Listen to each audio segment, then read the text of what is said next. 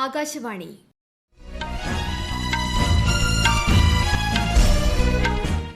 നമസ്കാരം. വാർത്തകൾ വായിക്കുന്നത് ലിഖിത വിജയൻ.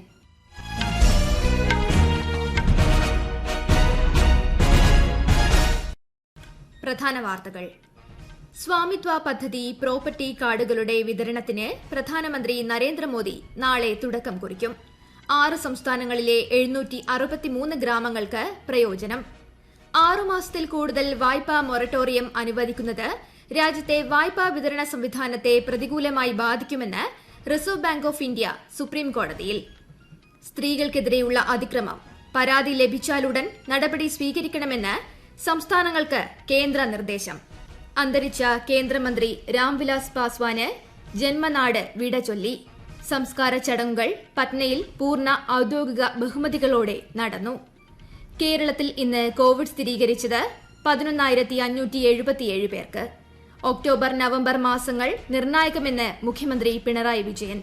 പൊതുസ്ഥലങ്ങളിൽ മാസ്ക് ധരിക്കുന്നത് അതിപ്രധാനം. വാർത്തകൾ വിശദമായി. സ്വാമിത്വ പദ്ധതിക്ക് കീഴിലുള്ള പ്രോപ്പർട്ടി കാർഡുകളുടെ വിതരണത്തിന് പ്രധാനമന്ത്രി നരേന്ദ്രമോദി നാളെ വീഡിയോ കോൺഫറൻസിംഗ് വഴി തുടക്കം കുറിക്കും. ഗ്രാമീണ ഇന്ത്യയിൽ പരിവർത്തനാത്മക സ്വാധീനം ചെലുത്തുകയും ആളുകളെ ശാക്തീകരിക്കുകയും ചെയ്യുകയാണ് ലക്ഷ്യം. ഉദ്ഘാടനത്തോടനുബന്ധിച്ച് 1 ലക്ഷത്തോളം പ്രോപ്പർട്ടി ഉടമകൾക്ക് അവരുടെ മൊബൈൽ ഫോണുകളിൽ ലഭ്യമാകുന്ന SMS ലിങ്ക് വഴി പ്രോപ്പർട്ടി കാർഡുകൾ ഡൌൺലോഡ് ചെയ്യാൻ സാധിക്കും. ഉത്തർപ്രദേശ്, ഹരിയാന, മഹാരാഷ്ട്ര, മധ്യപ്രദേശ്, ഉത്തരാഖണ്ഡ്, കർണാടക എന്നീ 6 സംസ്ഥാനങ്ങളിലായി 763 ഗ്രാമങ്ങൾക്കാണ് ഇതിന്റെ പ്രയോജനം ലഭിക്കുക. വായ്പയും മറ്റ് സാമ്പത്തിക ആനുകൂല്യങ്ങളും സ്വീകരിക്കുന്നതിന് ഗ്രാമീണരുടെ സാമ്പത്തിക ആസ്തിയായി സ്വത്ത് ഉപയോഗിക്കുന്നതിന് ഈ നീക്കം വഴിയൊരുക്കും. 6 മാസത്തിൽ കൂടുതൽ വായ്പാ മൊറട്ടോറിയം അനുവദിക്കുന്നത് രാജ്യത്തെ വായ്പാ വിതരണ സംവിധാനത്തെ പ്രതികൂലമായി ബാധിക്കുമെന്ന് റിസർവ് ബാങ്ക് ഓഫ് ഇന്ത്യ. ഇതുമായി ബന്ധപ്പെട്ട് സുപ്രീം കോടതിയിൽ സമർപ്പിച്ച സത്യവാങ്മൂലത്തിലാണ് കേന്ദ്ര ബാങ്ക് നിലപാട് വ്യക്തമാക്കിയത്. കൂടുതൽ കാലം മൊറട്ടോറിയം അനുവദിക്കുന്നത് ഉപഭോക്താക്കളെ മോശമായി സ്വാധീനിക്കാൻ ഇടയുണ്ടെന്നും വായ്പാ തിരിച്ചടവുകളെ ഇത് പ്രതികൂലമായി ബാധിക്കുമെന്നും RBI സുപ്രീം കോടതിയിൽ അറിയിച്ചു. വിഷയത്തിലെ പ്രതികരണം അറിയിക്കണമെന്ന് പരമോന്നത കോടതി കേന്ദ്ര സർക്കാരിനോടും റിസർവ് ബാങ്കിനോടും തിങ്കളാഴ്ച ആവശ്യപ്പെട്ടിരുന്നു. രാജ്യത്തെ സ്ത്രീകൾക്കെതിരെ നടക്കുന്ന അതിക്രമം സംബന്ധിച്ച പരാതി ലഭിച്ചാലുടൻ നടപടി സ്വീകരിക്കണമെന്ന് സംസ്ഥാനങ്ങൾക്ക് കേന്ദ്രത്തിന്റെ നിർദ്ദേശം. സംസ്ഥാനങ്ങൾക്കും കേന്ദ്രഭരണ പ്രദേശങ്ങൾക്കും ഇത് സംബന്ധിച്ച പുതിയ മാർഗനിർദ്ദേശങ്ങൾ കൈമാറി. CRPC പ്രകാരമുള്ള കുറ്റകൃത്യങ്ങളിൽ പ്രാഥമിക വിവര റിപ്പോർട്ട് കർശനമായും രജിസ്റ്റർ ചെയ്യണമെന്ന് കേന്ദ്ര ആഭ്യന്തര മന്ത്രാലയം നിർദ്ദേശത്തിൽ ചൂണ്ടിക്കാട്ടി. നിർദ്ദേശങ്ങൾക്ക് വിരുദ്ധമായ നടപടികൾ അന്വേഷണ ഉദ്യോഗസ്ഥരുടെ ഭാഗത്തുനിന്ന് ഉണ്ടാകുന്നത് നീതി ഉറപ്പാക്കുന്നതിനെ പ്രതികൂലമായി ബാധിക്കും. ഇത്തരം വീഴ്ചകൾ ശ്രദ്ധയിൽപ്പെട്ടാൽ കൃത്യമായ അന്വേഷണം നടത്തുകയും കുറ്റക്കാർക്കെതിരെ കർശന നടപടികൾ സ്വീകരിക്കുകയും വേണമെന്ന് ആഭ്യന്തര മന്ത്രാലയം നിർദ്ദേശം നൽകി. ഏപ്രിൽ മുതൽ സെപ്റ്റംബർ വരെയുള്ള കാലയളവിൽ രാജ്യത്തെ കാർഷികോൽപ്പന്ന കയറ്റുമതി മുൻ വർഷത്തേക്കാൾ 43.4% വർദ്ധിച്ചതായി കേന്ദ്ര കൃഷി മന്ത്രാലയം. നിലക്കടല, സംസ്കരിച്ച എണ്ണ, ഗോതമ്പ്, ബസ്മതി അരി, മറ്റ് അരി ഇനങ്ങൾ എന്നിവയുടെ കയറ്റുമതിയിൽ വർധന രേഖപ്പെടുത്തി. സെപ്റ്റംബർ മാസത്തിലെ കയറ്റുമതിയിൽ കഴിഞ്ഞ വർഷത്തെ അപേക്ഷിച്ച് 81.7% വർധനയുണ്ടായി. അന്തരിച്ച കേന്ദ്രമന്ത്രി രാംവിലാസ് പാസ്വാന്റെ സംസ്കാര ചടങ്ങുകൾ ബീഹാറിലെ പട്നയിൽ ഗംഗാതീരത്തുള്ള ജനാർദ്ദൻ ഘട്ടിൽ പൂർണ്ണ ഔദ്യോഗിക ബഹുമതികളോടെ നടന്നു. മകൻ ചിരാഗ് പാസ്വാൻ സംസ്കാര ചടങ്ങുകൾക്ക് നേതൃത്വം നൽകി. വിവിധ സേനാ വിഭാഗങ്ങൾ, ബീഹാർ പോലീസ് എന്നിവർ ആദരമർപ്പിച്ചു. ബീഹാർ മുഖ്യമന്ത്രി നിതീഷ് കുമാർ, ഉപമുഖ്യമന്ത്രി സുശീൽ കുമാർ മോദി, കേന്ദ്രമന്ത്രി രവിശങ്കർ പ്രസാദ്, കേന്ദ്ര സഹമന്ത്രിമാരായ നിത്യാനന്ദ റായ്, അശ്വിനി കുമാർ ചൌബെ, പാർട്ടി പ്രവർത്തകർ തുടങ്ങിയവർ അന്തരിച്ച നേതാവിന് വിടചൊല്ലാനെത്തി. ചടങ്ങിന് മുൻപ് നടന്ന വിലാപയാത്രയിൽ ആയിരങ്ങൾ പങ്കെടുത്തു.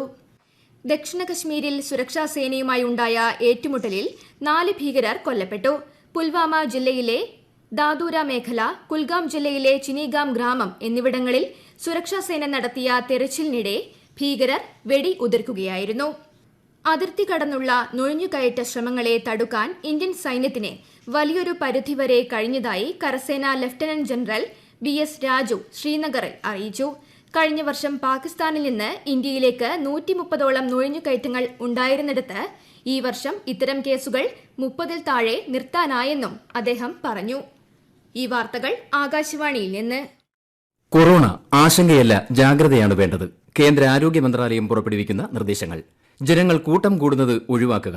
ഇടയ്ക്കിടെ കൈകൾ സോപ്പും വെള്ളവും ഉപയോഗിച്ചോ സാനിറ്റൈസർ ഉപയോഗിച്ചോ വൃത്തിയാക്കുക. നിർബന്ധമായും മാസ്ക് ധരിക്കുക. പനിയോ ചുമയോ ശ്വാസതടസ്സമോ തുടരുന്ന സാഹചര്യത്തിൽ വൈദ്യസഹായം തേടുക. കൊറോണയെ സംബന്ധിച്ച വിവരങ്ങൾക്ക് ആരോഗ്യ മന്ത്രാലയത്തിന്റെ 1075ലും ദിശയുടെ 1056ലും ബന്ധപ്പെടാം. കേരളത്തിൽ ഇന്ന് കോവിഡ്-19 സ്ഥിരീകരിച്ചത് 11,755 പേർക്ക്. ഇന്ന് 7,570 പേർ രോഗമുക്തി നേടിയതായി മുഖ്യമന്ത്രി പിണറായി വിജയൻ അറിയിച്ചു.